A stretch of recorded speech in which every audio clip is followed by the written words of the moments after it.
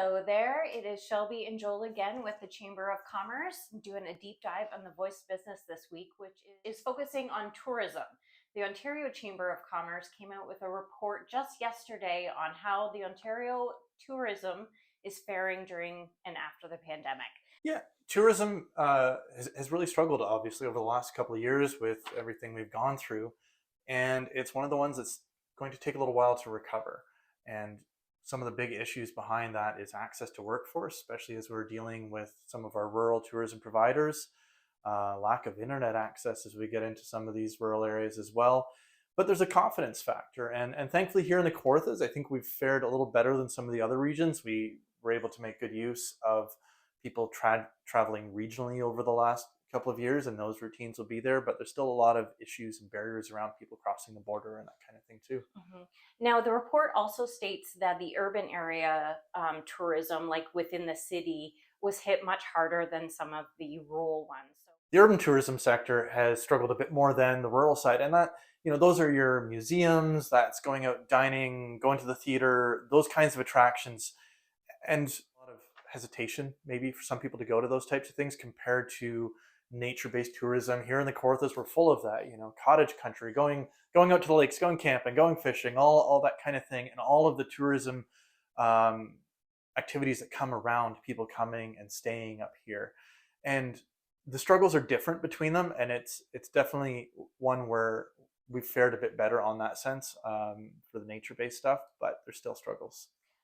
during the kind of in the middle of the pandemic, a lot of the governments were saying and urging businesses to pivot or adapt to the new way of life, to go digital, to have different experiences that didn't require people to be all together. Is there anything that they could do to pivot, or is there any suggestions in the report?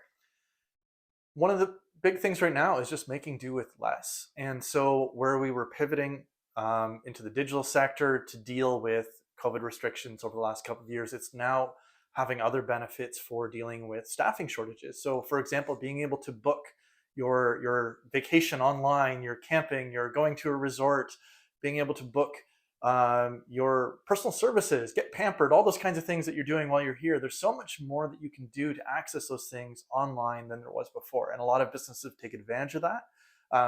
For those that are still looking to invest more, we have some grants that are available to help with that. We have our Digital Main Street team that can help. But one of the struggles too is just that there's a lack of proper high-speed internet as you get further and further out.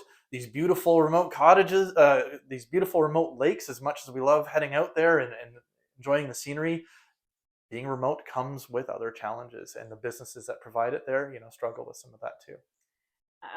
Just going back to something that you mentioned a couple times now is lack of workforce, and that's not only hit the tourism industry but businesses all around. We've heard it from so many industries. Is there anything specific in the OCC report that could suggest either for municipalities to hold younger students, to have people gravitate toward the industry, or as an employer, how do you make yourself more valuable for potential employees? So a lot of the emphasis right now is similar to how we have been trying to emphasize the trades. And so going through the school systems and trying to promote careers in tourism, and not necessarily just as a temporary job that you get, maybe when you're a student. These are careers, and there's a lot of skills, there's a lot of experience that's needed. And so we need people who are passionate about that, who want to invest in that type of future.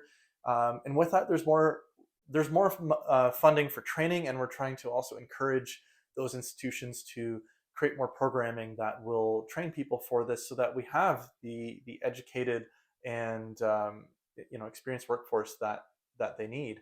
One of the biggest things, and this is where the other sectors are struggling too, is housing. And again, as you get more into the rural communities, it's not a new issue that there's a lack of affordable housing for people to come work and work at these resorts and places and live in those communities. And so the competition gets a lot tougher as people have to drive further and further out of the cities and other areas, built up areas around the county, to go and work at some of these more remote locations. So there's a lot more competition for the workers.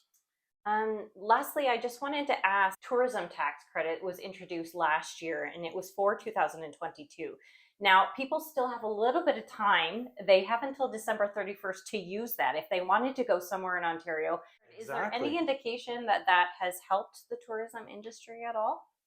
I think anything that encourages people to go out and patronize the businesses around Ontario for tourism is going to be a benefit. We don't really have numbers yet on Sure. that, but I'm sure it's helpful. It can't hurt, right? So if you're got a few weeks left of vacation, or if you want to do something on the weekends, try out something in the Kawarthas. You might get some money back from the Ontario government. Thank you Absolutely. very much.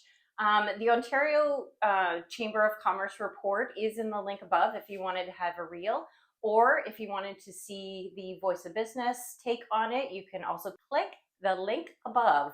Thank you again. Thanks. Bye.